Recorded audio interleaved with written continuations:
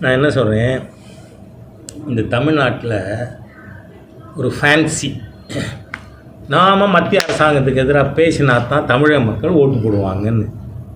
அதுதான் தமிழ்நாட்டில் இப்போ இருக்கிற மிகப்பெரிய மூட நம்பிக்கை. அதனால் எல்லாரும் அதை பேசுகிறாங்க. நான் சொல்கிறேன், இந்த கல்விக் கொள்கையில் நீங்கள் தாவேக்கா சொன்னதுனால கேட்குற, மிஸ்டர் விஜயோட குழந்தை எங்கே படிக்குது? இருமொழி கொள்கையிலையா, சமச்சீர் கல்வியிலையா? டெல்மி. இந்த மந்திரிகள், கார்ப்பரேஷன், வார்டு கவுன்சிலர் யாராவது தன் குழந்தைய சமச்சீர் கல்வியில் சேர்த்துருக்காங்களா? எல்லாரும் சாதாரண வார்டு கவுன்சிலருங்க, பெரிய லீடர்ஸ் இல்லை திமுகவில். அவங்க எல்லாரும் இந்த மும்மொழி கொள்கை பள்ளிக்கூடம் வச்சு பணத்தில் புரண்டுகிட்டு இருக்காங்க. உங்கள் குழந்தைகள்லாம் மும்மொழி படிக்கும், 4 மொழி படிக்கும், வெளிநாட்டில் படிக்கும். ஆனால் சாதாரண இவங்க எங்கே தடுக்கிறாங்க? ஓரளவு மிடில் கிளாஸ் அண்ட் எபவ் இருக்கிற அவங்களோட குழந்தைகள் ப்ரைவேட் ஸ்கூலில் ஹிந்தி சம்ஸ்கிருதம் படிக்கிறதை இவங்களால் தடுக்க முடியல. ஆனால் கார்ப்பரேஷன் பள்ளிக்கூடத்தில் படிக்கிற என் ஏழை தொழிலாளி விவசாயியின் குழந்தைகளை நீங்கள் குறவளைய நெருப்பீங்க. படிக்காதே. என்ன புத்திசாலித்தனம் இது? யாராக இருக்கட்டும், அது it's not for mister Vijay. இந்த இருக்கின்ற இருமொழி கொள்கை நாங்கள் தொடர்வோங்கிறவங்க எல்லாரும் நாளை காலை உங்கள் குழந்தைய அந்த ஸ்கூல்லேருந்து விட்ரா பண்ணி முனிசிபல் ஸ்கூலில் சேருங்க. என் பேரம்பேத்தி கூட சென்ட்ரல் ஸ்கூலில் படிக்கிறது கவர்மெண்ட் பள்ளிக்கூடம் தான். ஆனால் உங்கள் பள்ளிக்கூடத்தில் கொண்டு வந்து என் குழந்தைய படிக்க வைக்க முடியாது. யார் 1 லட்சம் பணம் கொடுக்கறது? இது வருஷத்துக்கு 3000-4000 ஃபீஸ். அதனால் ஏழை எளிய குழந்தைகளை வஞ்சிக்கின்ற இந்த வேஷதாரிகளை இந்த தேர்தலில், இந்த language policy will be one of the major issues in Tamil Nadu election. போட்டு பார்ப்போங்கிறேன் நான், போட்டு பார்ப்போம் இந்த ஏழை எளிய மக்களின் விரோதிகளை அப்படிங்கிறது என்ன எண்ணம்.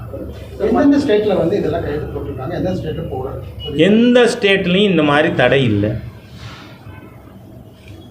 ஏன்னா எல்லா ஸ்டேட்லேயும் 3 லாங்குவேஜ் ஃபார்முலா இருக்குது. கேரளாவில் இருக்குது, ஆந்திராவில் இருக்குது, தெலுங்கானாவில் இருக்குது, கர்நாடகாவில் இருக்குது, எல்லா மாநிலத்துலேயும் இருக்குது. தமிழ்நாட்டில் மட்டும்தான். ஏன் இது பெங்காலில் இல்லையா? பெங்காலில் இருக்குது.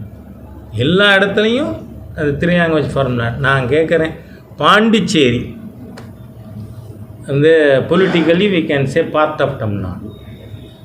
பாண்டிச்சேரியில் நவோதயா வித்யாலயா இருக்குது, 2 நவோதயா பள்ளிகள். அது ரெசிடென்ஷியல் ஸ்கூல், உண்டு உறைவிட பள்ளிகள். அங்கே எல்லா குழந்தைகளுக்கும் கல்வி இலவசம். அங்கே தமிழ் இல்லையா நவோதயா ஸ்கூலில்? அது மட்டும் இல்லை, 1967 வரை எந்த குழந்தையும் தமிழ் படிக்காமல் 6ஆம் கிளாஸுக்கு வர முடியாது. அப்போதெல்லாம் 6ஆவதுக்கு பேர் ஃபஸ்ட்டு ஃபார்ம். முதல் 67 ஃபஸ்ட்டு ஃபார்முக்கு வந்த துரதிருஷ்ட ஸ்டூடெண்ட்டு நான் தான். ஏன்னா எனக்கு முதல் கிளாஸ் வரைக்கும் எல்லோரும் ஹிந்தி படித்தாங்க, ஆனால் நான் படிக்கலை. ஆனால் எனக்கு வேலை, நான் சிஏ முடித்ததும் மத்திய பிரதேசத்தில் கிடச்சிது. அங்கே போனதும் எல்லாரும் ஹிந்தியில் வந்து பேச வருவாங்க. அப்போ உடனே அவங்கள்ட்ட முஜே ஹிந்தி நஹி மாலும். நான் கற்றுக்கிட்ட முதல் ஹிந்தி வார்த்தை என்ன?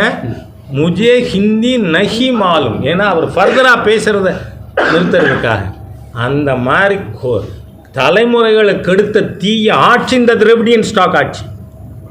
உங்கள் குழந்தை படிக்குதே, நான் சொல்கிறேன், வெக்கம், மானம், ஈச, ரோசம், சூடு, சொரணை ஏதாவது இருந்தால் இந்த இருமொழி கொள்கை பேசக்கூடிய அனைத்து அரசியல் தலைவர்களும் 24 மணி நேரத்தில் உங்கள் குழந்தைகளை இப்போ படிக்கிற இன்ஸ்டிடியூஷன்லேருந்து விட்ரா பண்ணி டிசி வாங்கி கவர்மெண்ட் ஸ்கூலில் சேரு.